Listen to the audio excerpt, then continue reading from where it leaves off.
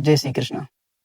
देखिए, एक जागरूक व्यक्ति तुमको बिल्कुल ऐसा लगेगा जैसे नास्तिक है। और एक जागरूक व्यक्ति का मतलब होता है जो व्यक्ति तत्वदर्शी है। तत्वदर्शी वो होता है जिसके पास अध्यात्म दृष्टि होती है। अध्यात्म दृष्टि की आवश्यकता इसलिए पड़ती है कि जो प्रकृति है अध्यात्म में भी है, सूक्ष्म में भी है।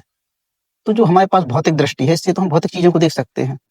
जैसे पेड़ है, देख लेते हैं, पत्थर है देख लेते हैं, घर मकान जो भी एलिमेंट है दुनिया में, वो सब हम देख सकते हैं जो भौतिक चीज़ों से बने हुए हैं।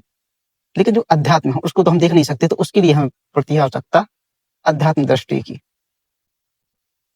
तो जिस व्यक्ति के पास अध्यात्म दृष्टि होती है, वो व्यक्ति कैसा होता है, जो इस प्रकृति का जो एल्गोरिदम है उसको वो भली प्रकार से समझता होता है, जानता है उसके बारे में। तो वो जो दो प्रकार के लोग और होते हैं, एक होता है आस्तिक और एक होता है नास्तिक। तो जो नास्तिक होता है वो तो अपने जो जो कुछ उसे दिख जाता है वैसा मानता है, और एक होता है आस्तिक जो परंपरावादी होता है। जैसे पुरानी परंपरा होती है जो उसे अपने पूर्वजों से मिलती हैं, जो किसी ने बता दिया उसको धर्मगुरुओं ने, धर्माचार्यों ने, उसका अनुसरण करता रहता है। अब उसे पता तो है नहीं है, उसको तो जैसा मिल गया उसने वैसा समझ लिया। और जो एक नास्तिक होता है, अब उसके पास दिव्य दृष्टि तो है नहीं है, भले ही वो मानता नहीं है, तो वो तो भौतिक चीजों में, जो भौतिक संसार में जो उसे दिख जाता है वो उसी हिसाब से चलता है। लेकिन जो एक तत्वदर्शी व्यक्ति होता है वो भली भांति जानता है कि हर इंसान अपनी जो गुण प्रकृति है उसको लेकर पैदा होता है और उसी के प्रभाव में आकर वह सारे कर्मकांड कर रहा है। तो यहाँ पर ना तो किसी परंपरा की आवश्यकता है, क्योंकि जो कुछ भी करने वाली है वो है हमारी प्रकृति। तो और हमको उसी के अनुसार हमें कर्मकांड करने पड़ते हैं। तो देखिए, ना तो वो किसी देवी देवता को मानता है, क्योंकि उसे जरूरत ही नहीं है, क्योंकि जो उसके मूल में है वह उसको देवता देना पड़ेगा, क्योंकि वो उसके अधिकारी हुआ है। तो वो तो मुझे मिलनी है, तो मुझे किसी के सामने सिर झुकाने की कोई आवश्यकता नहीं, उसको नहीं पड़ती है, किसी भी इंसान को नहीं पड़ती है। वो तो एक प्रकार की विचार रहता है कि उसको लगता है कि भाई मेरा यहाँ पर अच्छा हो जाए, जब दुखी होता है तो इधर जाता है, वो उधर जाता है। एक नास्तिक जो होता है उसको मतलब नहीं रहता है, कहता है भाई जो करेंगे तभी तो मिलेगा।